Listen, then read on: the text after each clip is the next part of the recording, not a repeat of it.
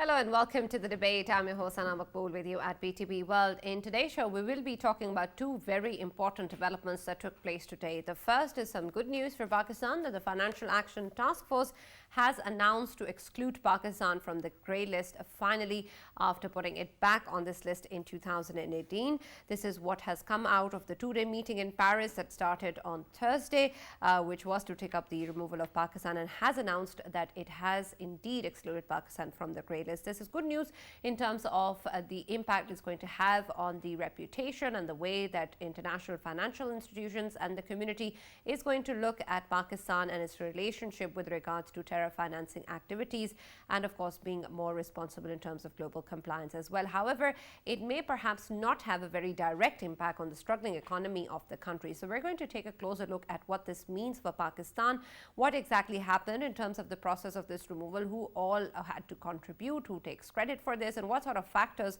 played a role in Pakistan being finally removed from this grey list. And then moving forward, because such big issues regarding the economic situation of the country is what the country faces today, we're also going to be trying to understand what sort of impact this actually has on the economic situation of the country and whether or not this means that we can look for more positive developments.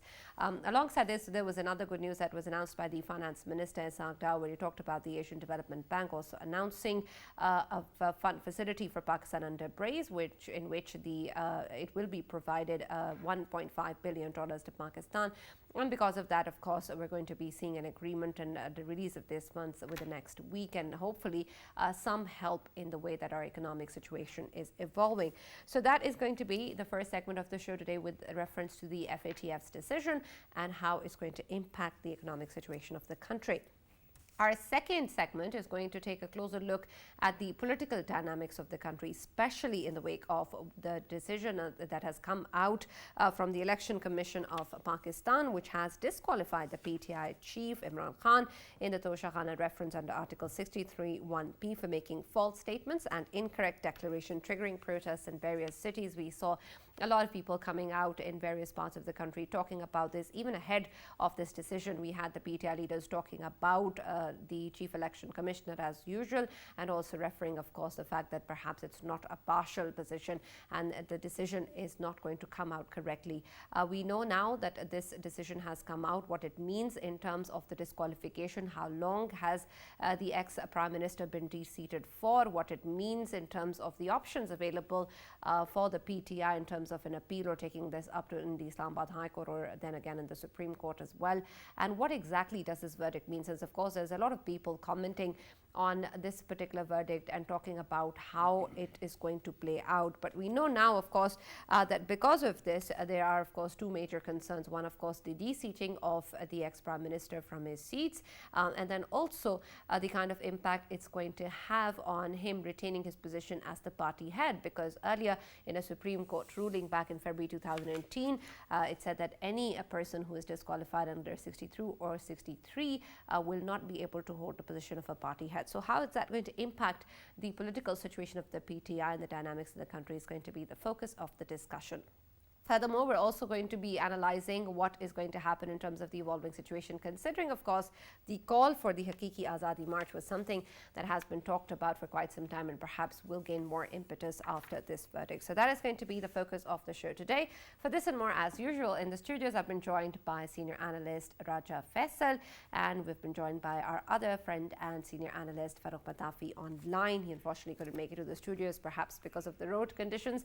Thank you very much, Farooq, for taking the time out still and joining us, and we're happy to have you as always. We're also going to be joined in our first segment soon by Bimal and Lida, but we'll have to wait for that. So let's start the discussion right now. I'll start with you, Faisal, and when we take a look at, of course, this particular decision, it's a good one coming out for Pakistan that the Financial Action Task Force has announced to exclude it from the grey list. This means that perhaps the kind of scrutiny or the kind of reputation that Pakistan had to face because of being on this list is now removed, making it perhaps easier for certain actions to be taken.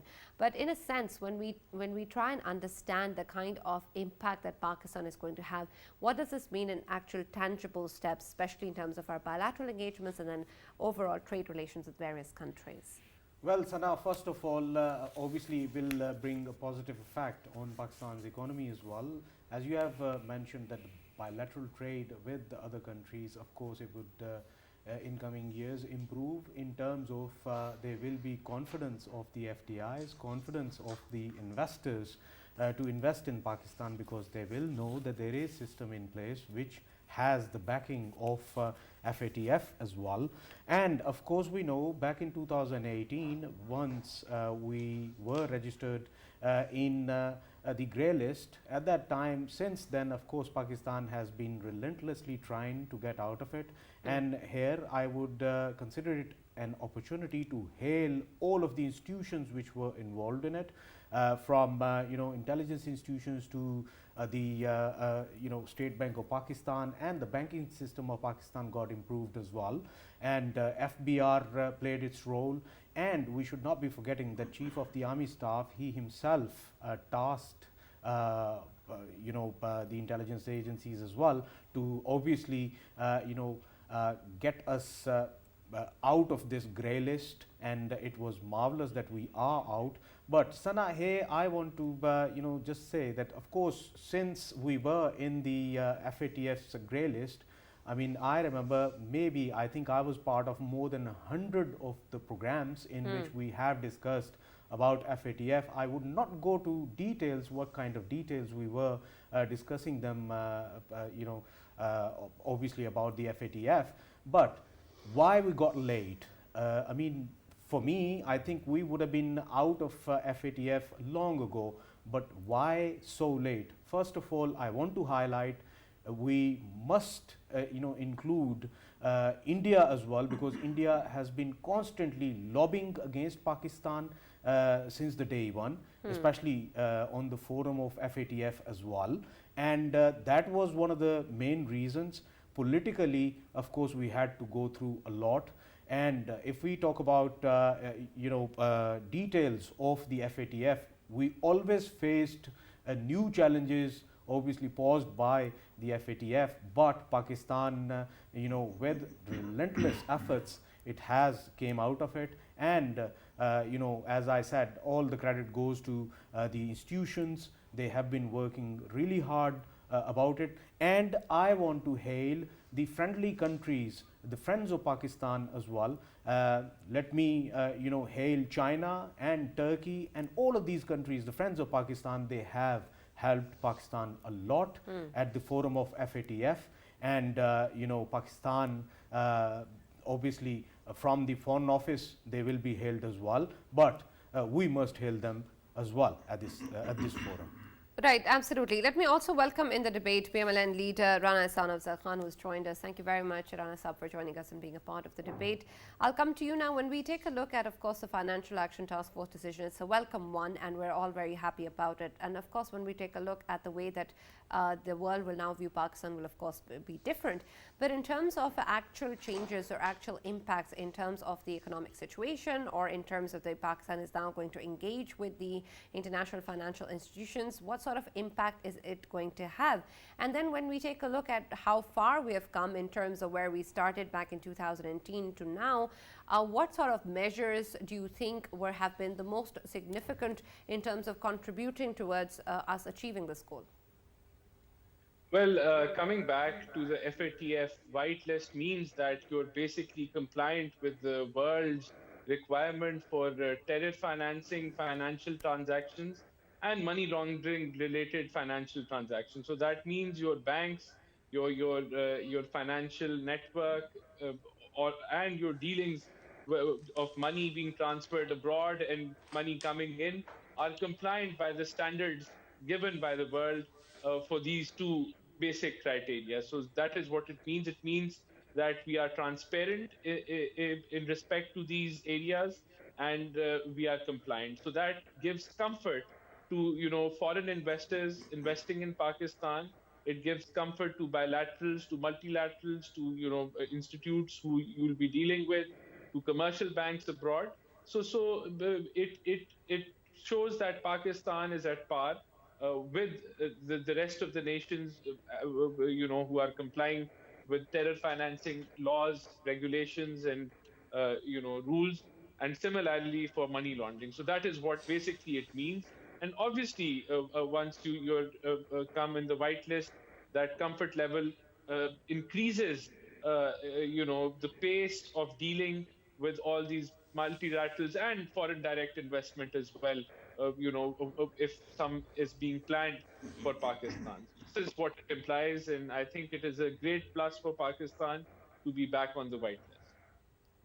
Absolutely. And so, in terms of the contribution, like I said, in terms of who all brought us over here, in terms of the steps that Pakistan, of course, had to take, some of them are very tough ones. Could you also shed some light on that?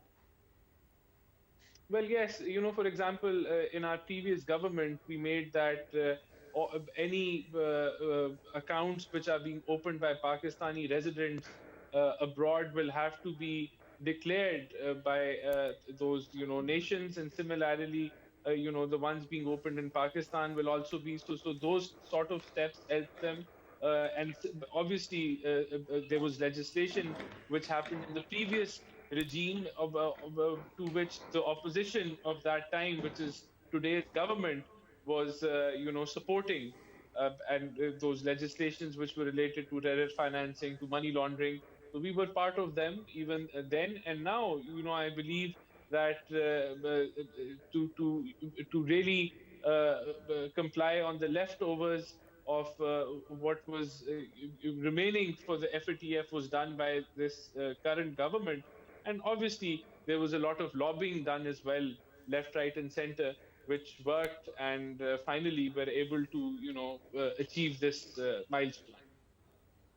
Right, absolutely. Farooq, when we, of course, try and understand the kind of impact that this decision has, there is a lot that is being said in terms of how perhaps the ways in which our economy is currently struggling is not going to be directly influenced or impacted by this decision. I understand the kind of help or push that this is going to give to Pakistan in terms of its dealings internationally, and especially with financial institutions. But when we want to translate it in terms of real change in the economic conditions, what sort of changes do you think will be impacted at home because of this? Right, Sana, thank you very much for the opportunity. You were right, I was stranded because of the protests that were going on. I live in Banigala, so my way was blocked. So thank you very much for taking me from home. Regarding what you were saying earlier, your question is very important because this direct or indirect impact issue is quite serious. If I just want to remind everybody, before 2018, when Pakistan actually entered FATF grey list, before that our economy was relatively better performing at that time. After this started, Pakistan's transactions all over the world came under scrutiny, and there became a problem for the country. So as soon as Pakistan has been declared out of this list, we now have the capacity to trade and interact with the outer world more comfortably. But the good news is twofold. It is not merely about our external interactions or our business or our economy. Remember that before there is a reason why Pakistan was added to the grey list. Of course, everybody, because it is easier to talk about politics, everybody keeps on talking about terrorism related issues. But the bigger issue, I think, was money laundering, and Pakistan's economic system was such that there were many holes regarding international trade and how you actually manage your accounts at home. So now, thanks to the action that has been taken, and I totally agree with my brother Faisal that a lion's share of credit goes to Army and General Bajwa, because he actually created a special cell in GHQ as well, which was headed by a journal, and the job of that cell was to actually monitor and try to actually come up with the solutions regarding various law and order situations which are aided and abetted by this dark money that might be prevalent out there. So that is great. Previous government also did a lot, and Rana Saab is absolutely right that the opposition of that time also was very cooperative. That's why we ended up actually passing many laws regarding FATF. And today, fortunately, when Pakistan is out of the grey list, Pakistan has been ISO certified as FATF compliant country, and now there's nothing shoddy going on. That is not all. All those shocks that were created between 2018 and today, because Pakistan was not only on grey list, but because of those holes that were in the economy that were actually siphoning off a lot of money, they have been fixed. So in coming days, it is going to help our economy domestically as well and internationally. Sana. Right. Sana, Yes. Sana, I would obviously, ask my friend Rana Ehsan why, because me and him, we were part of so many Indian shows as well, where both of us, obviously, we were defending Pakistan's position on FATF, and right now, of course, we know that we are out of the grey list, and we have to sustain it, we have to maintain it, and we know at the same time that our eastern neighbor India constantly is running a smear campaign against Pakistan when it comes to obviously FATF. I mean, couple of days ago they had a program and I was part of it as well, and still they were discussing FATF. They were knocking their heads around it because they were just finding for the ways so that Pakistan can still be in the grey list. Thanks to EU Disinfo Lab that it has busted their propaganda in the West, and that EU Disinfo Lab has actually busted in a way that it contained a propaganda, a false propaganda against Pakistan, obviously run by India, so that Pakistan keep on lingering in the FATF, lingering on the international stage. So I wanted to ask Rana Saab what steps we need to take for the future so that we can remain cautious of our Indian side of our eastern neighbor, because they will be running a smear campaign against us. So basically, what this means is that the current legislation which is available, which has been done in Pakistan to make sure that money laundering and terror financing is compliant to the international standards, it is done, and that qualifies us to be, part of be in the white list of the FATF. So implementation of that is what is required, and as we see that the financial system in the world was even evolving. So coming down and specifically, targeting, coming to the conclusion that how terror financing happens, how money laundering happens, was also evolving. So we have to keep a check on both of these things, whether there are some other ways in which it is possible, and if they are formed, we need to close those loopholes as well. That is what is required to remain on the whitelist, and I believe that legislation which has been done today, its implementation, that is the key. And but right now, I feel that this also discourages India's propaganda. That they keep on stating that Pakistan is, involved in terrorist activities. Now they can't say that because, our financial transactions, our financial systems, our financial interactions externally, internally, are internationally compliant. So that also gives a lot of credibility, and it discourages the Indian propaganda. And I agree, Indians are obsessed with, Right, absolutely, Rana Saab. And since we're short on time, I'm going to quickly ask you another question before we conclude this segment. In the same light as Faisal was asking, in terms of being able to retain this success in the future as well, what sort of impact do you think it's going to have when we proceed with the way we're going to interact with the TTP as well, in terms of our dialogue, or of course in terms of the way that we want to engage with such organizations and other threats to terrorism within the country? Of course, a lot of what has happened today is also in contribution to the kind of sentences that have been announced for the top leadership in Lashkar-e-Taiba as well. So we want to understand the kind of impact this is going to have on the way that future retention of such statuses is going to be held by Pakistan. Well, I believe that any talks with the TTP should be within the ambit of the constitution and the laws of Pakistan.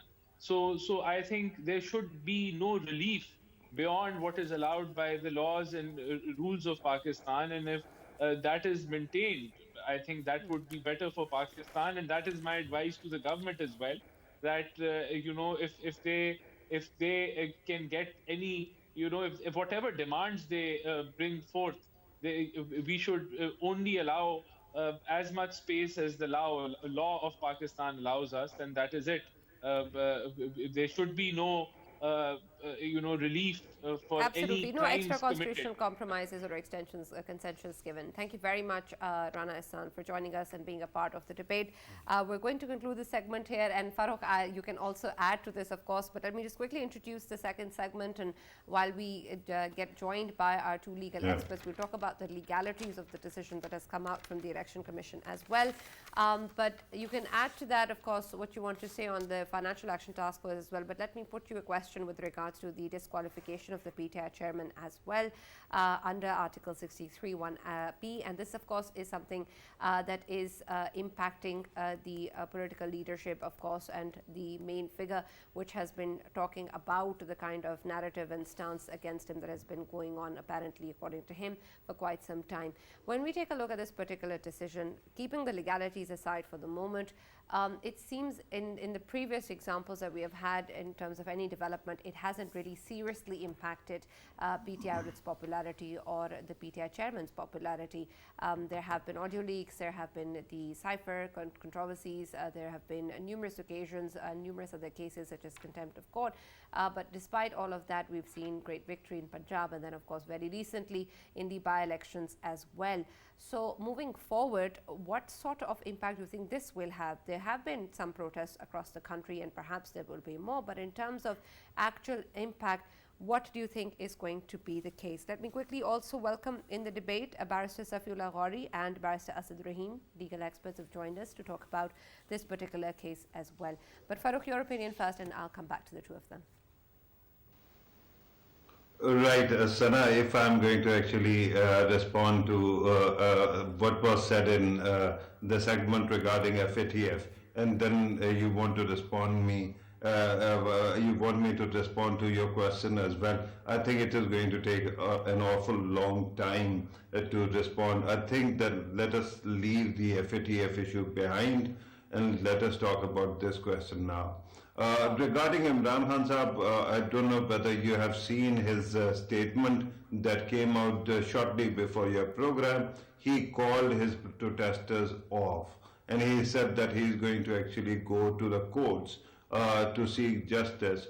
The great thing about this verdict, and I tell you, it is quite a relief compared to the kind of verdict me and Nawaz Sharif actually faced, is that there is an appeal process. You can seek a remedy through a court of law. And that is not all, because the Election Commission is at best a quasi, legal body. There is Islamabad High Court and then there is Supreme Court of Pakistan as well. So Imran Khan Sahab has many, avenues to actually appeal this decision. And because of that, I think that he will not go for anything that is, causing disruption. Today, the protest that took place was a kind of, a result of miscommunication, because at the start, Fawad Chaudhry and Shehbaz Gill were talking to the media. Fawad Chaudhry actually asked people to come out, but later on we saw that the party's response was mellower because they wanted to actually exhaust all avenues of remedy. That's why I think that gradually in the evening Imran Khan Sahab actually asked his supporters to go back. Now they go to a courts, and of course you have a legal panel with you, which is going to explain to us what exactly is a legal recourse and what is wrong or what is right with today's verdict. Because of that, I will stop here and wait till the time you ask me the next question. Absolutely. Let me go to Barrister Asad Rahim first. When we take a look at the verdict that has come out today, the ECP has talked about the disqualification under Article 631P for making the false statements and incorrect declarations, and there's also, of course, the issue of corrupt practices. If you could also differentiate the two, and because, of course, there was some talk about with regards to how long the disqualification is for. Is it just de-seating till this National Assembly, or is it for 5 years? Which one of the two is there? And then in Dawn, you were also quoted as saying that this is a silly verdict. Could you also explain in terms of whether the Election Commission can actually issue the verdict under Article 63 of the Constitution and not under the Elections Act? How does that work? And basically, what does time being means for the time being? Gee, thank you for having me. There is a difference of opinion as regards what the expression time being means. If we look at the recent Article 63A judgment, the Supreme Court has expressly cited Article 63(1)P, which is the constitutional provision under which Mr. Khan was disqualified today, and they have also said with regards to the legislature that they should put down a law in which there is clarity as regards this aspect. The consensus, though, is evolving towards the lifetime of the assembly, or rather the period until the next election is called. But again, it would be better if there were, in lieu of a judicial pronouncement, which there isn't, because the Supreme Court has already expressed its view on the matter, that in addition to Article 62(1)F, that the Parliament also decides to make Article 63(1)P somewhat clearer. As regards what Dawn has said, it is a silly verdict to the extent that much of the 2 pages. Number one, why are there 2 pages? If you are going to release the entire decision, that's one thing. But now we don't know whether this is something that comes from the ECP itself. We don't know whether all the members have signed on. The people who are who find that they have to impugn this order in the appellate courts don't know what they're going to be appealing, because the final order has not been issued. And then in addition to that, the 2 pages that you have issued make mention of section 137. Now, section 137, we've seen what Mr. Raja has said, what Mr. Faisal has said. I look forward to what Mr. Gauri will say. But that is a provision that pertains to the Election Commission itself. So if you have filed material particulars that are false, then the Election Commission of Pakistan itself has to take action against you within 120 days, which they did not, because Mr. Khan filed his last statement in 2021. So that time has already elapsed, number one. And the last thing that I will say is also, the Election Commission of Pakistan has full powers to refer a question of whether this was a corrupt practice or not to a court of plenary jurisdiction. It does not have the power to itself adjudicate that this was a corrupt practice, which it has also mentioned in these 2 pages. So for all these reasons, this seems to be a silly verdict that can only be justified in light of this absurd sequence of events that we're seeing since March. Right. Barrister Safi, let's take your opinion on this as well. Sana, can I very quickly say something? Yes, Farooq. Sorry to cut you. I understand there is a communication lag as well. No, that is the beauty of the whole process. I understand that the Parliament of Pakistan has not been able to lay down the kind of clear laws that were needed, but that is precisely why when this goes to the courts, and there's going to be an appeal, there the honorable courts will be able to interpret the law in such a way that it clarifies all these ambiguities that might have been raised. And there are certain other concerns as well. For example, the fact that the detailed judgment was not actually released because there was dearth of signatures on it of the people that are supposed to actually sign on it. So if it goes to the honorable court, then we will see what exactly becomes the scope of this law. Right, absolutely. Barrister Safi, when we take a look at all of this and the kind of issues that Barrister Asad was talking about in terms of how it comes down to the ECP itself also, how do you think this is going to work out if this is of course going to be taken by the courts, as the PTI chairman is saying? And then also, if you could add to that the issue of what was earlier talked about in terms of the ability of anyone disqualified under Article 62 or 63 to hold the position of a party head. Earlier in February 2018, it was made clear that this is not something that can actually happen. Does that impact the PTI chairman as well at this moment in terms of his disqualification? So far, the ECP is claiming under Article 63. Right. So I'll start off with answering the second question first, because that has a fairly simple answer. The Supreme Court in 2018, in a judgment titled Zulfikar Ahmed Bhutta, stated that a person who is disqualified from elections is also disqualified from holding the position of party head or party leader. So I think that pretty much sorts out the real issue of whether Imran Khan can continue to be a party head. It, in my opinion, is unlikely. But honestly, I concur with what Asad Rahim has said and also what Farooq Patafi just said. I am really on the edge here in trying to figure out where I stand on this particular matter, simply because we do not have a clear judgment. If there was a judgment, I could have read through it. I could have understood what the ECP's rationale was. We have had just the 2 pages. These are the 2 end pages of what the judgment are. And we don't have a background as to what the ECP thought was the reason why all of this ought to be done. As far as Article 137 is concerned, I concur. There is not sufficient grounds. It is hit by limitation of 120 days, so that's going to be an unlikely scenario. However, there is one caveat in this which I feel the ECP might have still picked out. And for this, we have to refer back to the Panama Leaks judgment of Nawaz Sharif, because in that judgment, there was also the same issue of limitation that has been crossed. But in this particular scenario, there was, in Nawaz Sharif's case, there was a receivable that Nawaz Sharif had not received at that point of time, but it was an accrued receivable. In this case, there was something that was received already, and subsequent to which a false affidavit was submitted to the ECP. And the false affidavit, which is then hit by corrupt practices under 164 and then subsequently making a false declaration under 173, is something that could have raised the real issue. Now, calling it a corrupt practice without having undergone a trial is, as has already been mentioned, a real problem. I don't understand how that could have been done.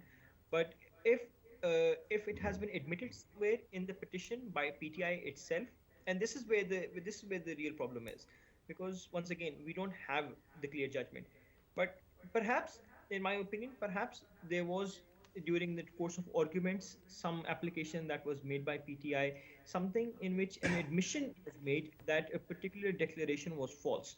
And if such admission was made, can the ECP in that case go ahead and call it a corrupt practice? Could they hold it to be a prima facie corrupt practice and then accordingly refer it to the criminal jurisdiction as they've already done so? So, I think in this particular scenario, really the verdict is out for the High Court to decide. It is going to be an interesting case and a very bold judgment at that, disqualifying a person of Imran Khan's caliber, a national leader. We've already seen roads that have been blocked. We have seen tear gas in Faizabad. I'm in Islamabad right now, and I'm aware that the situation is absolutely terrifying. So for the ECP to do so would, on one hand, possibly be malicious. On the other hand, it could be very well thought out, because I'm certain the ECP is obviously aware of the fact that this would go all the way up to the Supreme Court. Right. Barrister Safi, if you talk about of course, malicious intent or the fact that this was a bold decision that has come out or perhaps well worked out. But when we take a look at what has been said even prior to this decision coming out from the PTI, they're perhaps pretty sure of the opinion that they hold in this matter. Can this really be the case in terms of when we take a look at the legalities of it? So far, of course, as you keep on saying that the detailed judgment is not out, that this is something that has actually been worked around. And then also when we take a look at the kind of statements that are being made by the ruling coalition and the ECP in the past as well, it seems that they're pretty clear on the fact that this is something that was unanimously decided, or that's something that was the only option for them to go ahead with. Is that so? In fact, that's precisely why I'm sort of under the impression that maybe there is more to it than meets the eye, because Barrister Ali Zafar, who was PTI's lawyer in this case, and then Malika Bukhari, who was assisting in this particular scenario as well, had issued statements before this judgment came out. And since they were intimately aware of the case, since I've already mentioned that there may have been applications or admissions made by PTI during the course of this trial. I obviously haven't seen the entire case file, but if such admissions and does that were count made, if it was done during the course of the trial? of course. I mean, if for instance during the course Even of if the a trial, false affidavit was given before? if during the course of the trial they did admit somewhere along the way that a false affidavit was submitted, then clearly they are hit by at least making a false statement within the court, and the ECP would be fully in its jurisdiction to at least bring that up. Disqualification, the verdict they would hold is a different thing, but to bring it up, to state that a false statement has been made, is well within their jurisdiction. So, so the fact that these statements were being made, the fact that the PTI did, to at least a degree, already predict that this was going to happen, maybe an indication of the fact that they were also aware as to what they had filed and what the ramifications of those filings would be. Right, absolutely. And I'll come to you quickly, Faisal. Just one more question from Barrister Asad. When we take a look at what the Law Minister said today, he talked about how the options available in terms of any objections were that you can approach the Election Tribunal within 45 days of the election, or a disqualification as stated under Article 63, which was done, what was done today. And this is what he talks about being the only way possible in terms of this particular case, that was what is going to happen.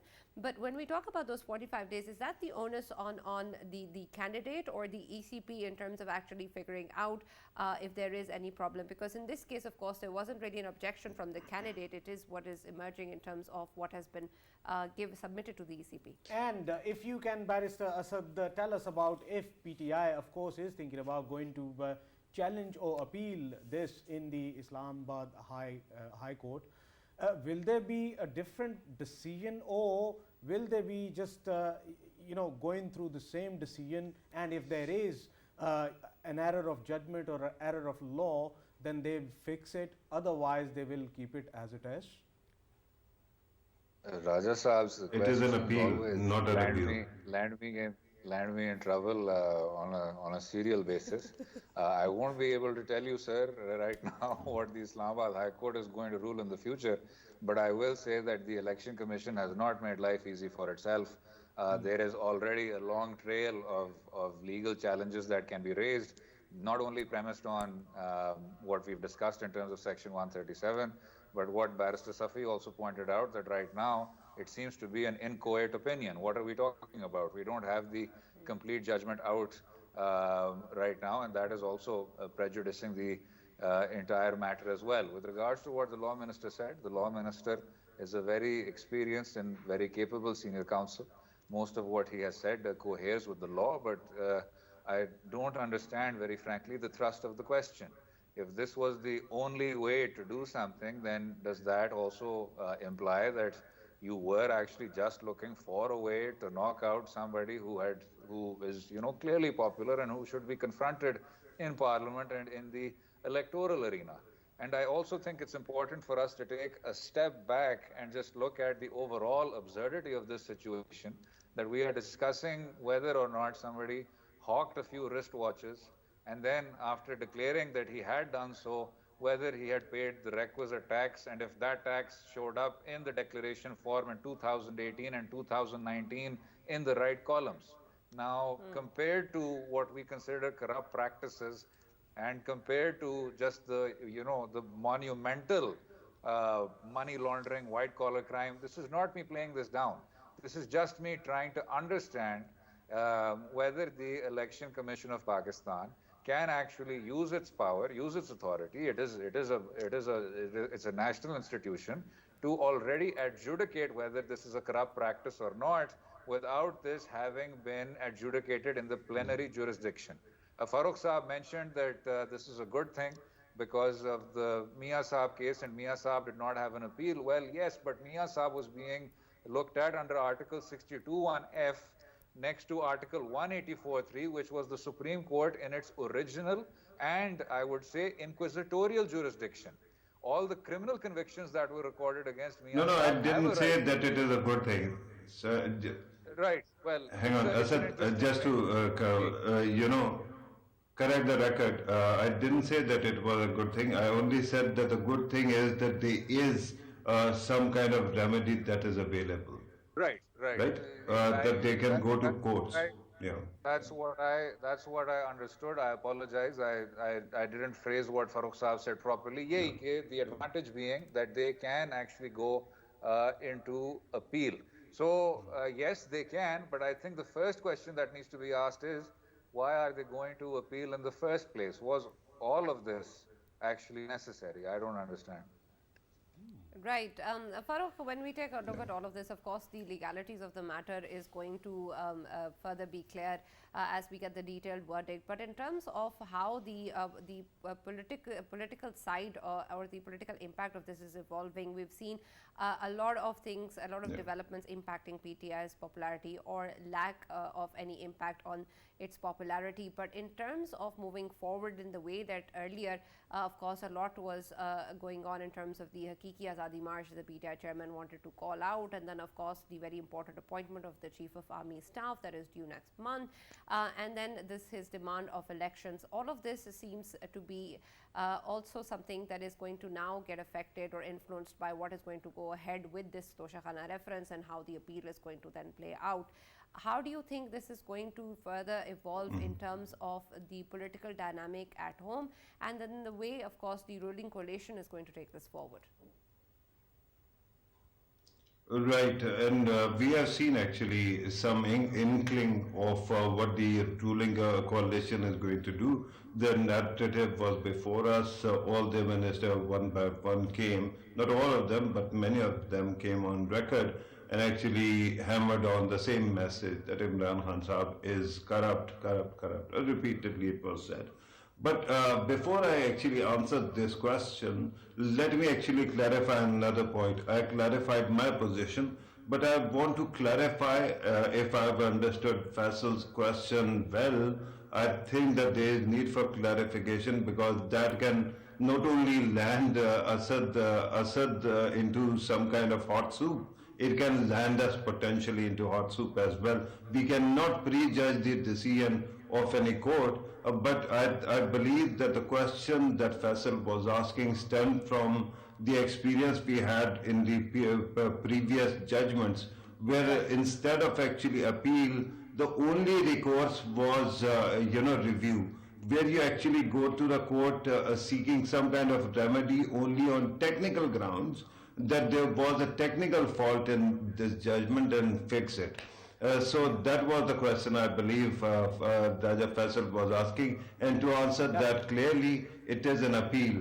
So the honorable court can actually, redo the whole thing if it wants to. The entire judgment can be thrown out, or it can be reviewed, or it can be accepted. But another good thing is at this moment, Sana, that this is going to Islamabad High Court. Recently, because of the pressures, the controversies that we saw, because everybody kept on making, verdicts controversial. Supreme Court, its recent judgment regarding disqualification have actually come under a lot of, criticism. But Islamabad High Court has one benefit. It has a younger bench, a relatively younger bench. And because of that, we have seen that there has been excellent arguments through and through. So I want to, this proceeding, and of course after Islamabad High Court, it will end up with Supreme Court as well, I think so. But I hope that it actually helps us illuminate the path forward, because then they can, when there is no law, And when there is, lack of precedents, they can help us as well. Regarding the political side, if you still want me to answer that question, I can continue, Yes, very or I quickly, can Farooq, stop I if could you also want me. just, since my producer is telling me to wrap it up, but just quickly, I just wanted to understand how this particular verdict has impacted the narrative of PTI and the ruling coalition as well. Has it helped the PTI or the ruling coalition in terms of the political No, neither, Sana, at this moment. Neither at this moment because it is tribalistic circumstances. But I tell you what, we kept on hearing this report regarding Tosha Khana, a watch of a prince gifted by a prince, and the way it actually came to Pakistan government's notice. If that story is reinforced, that is really in public eye, it is going to be very damaging because Right. that story is really embarrassing for the state of Pakistan and the people of Pakistan. Yeah, that's why the Right. government of Pakistan and their ministers kept on talking about that story as well. Absolutely. Thank you very much, Farooq Patafi, for joining us, and of course, legal experts Barrister Asad Rahim and Barrister Safiullah Wari and Raja Faisal for joining me in the studios and talking to us at length about what is going on politically and economically. And we can only hope that whatever happens is good for the country. That's all I have from the debate. See you